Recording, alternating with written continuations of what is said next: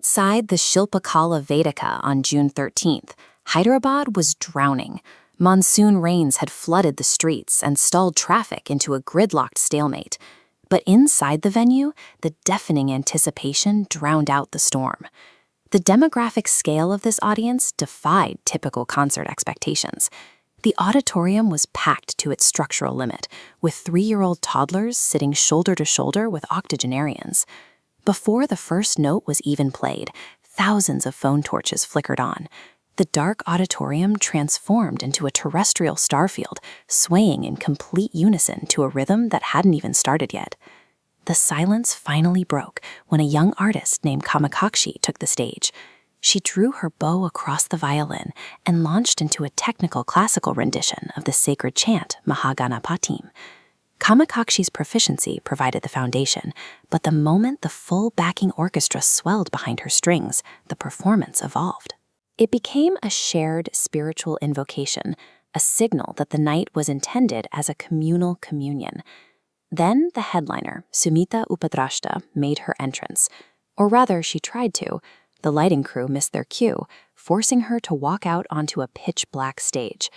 She was draped in a reflective moon-silver sari that caught the ambient light in the room. Instead of freezing, she simply joked with the audience about the missing spotlight, immediately diffusing the awkward tension.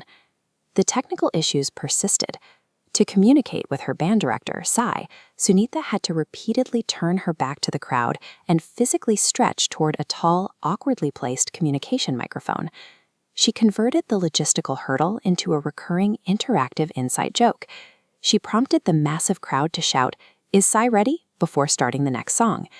These unscripted moments bridged the gap between the headliner and the seats. By leaning into the errors, Sunitha turned a massive ticketed event into an intimate, collective experience. The physical reality of the room was intense. The bass was heavy enough to vibrate the auditorium chairs, yet the atmosphere felt remarkably quiet.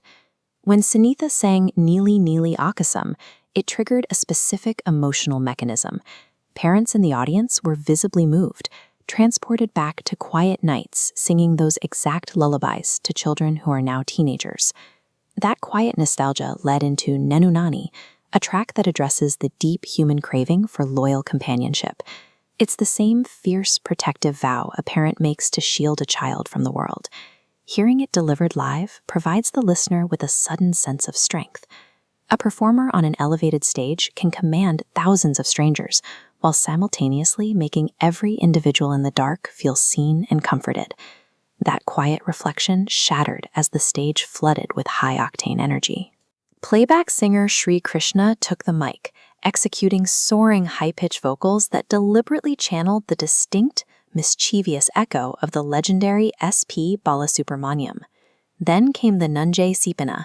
He launched into a relentless, rapid-fire medley, ripping through 2 or 3 lines of famous commercial hits before instantly pivoting to the next one.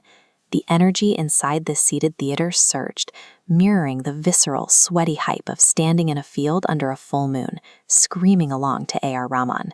This unscripted vocal duel showcased the raw power of Telugu playback singing. By leaning on commercial nostalgia, the artists shifted the crowd from weeping softly to roaring at the top of their lungs. But the charisma of the performers only goes so far. Once the nostalgia fades, the logistical friction of the production becomes impossible to ignore. There was little evidence of formal rehearsal. Guest artists looked visibly confused by sudden cue changes, leading to dead air and awkward transition gaps. The backing musicians repeatedly broke the basic rules of stagecraft. When they weren't actively playing, instrumentalists stared down at their digital tablets and routinely turned their backs on the audience. Even the promotional beats misfired. Sunitha's son, Akash Goparaju, had a new film in theaters, but when called upon for a cameo, his prolonged hesitation squandered a major marketing opportunity. These consecutive errors exposed a glaring structural flaw. The production relied on spontaneous improvisation instead of baseline discipline, a massive gamble for a premium ticketed event.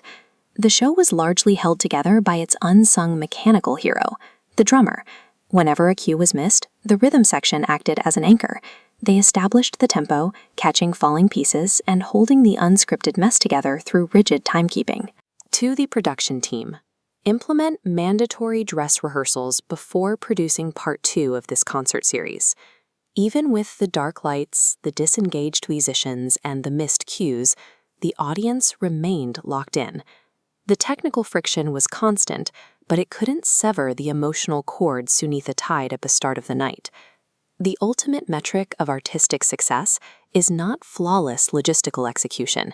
It happens when a performer leverages their soul to sink thousands of strangers into a single shared heartbeat.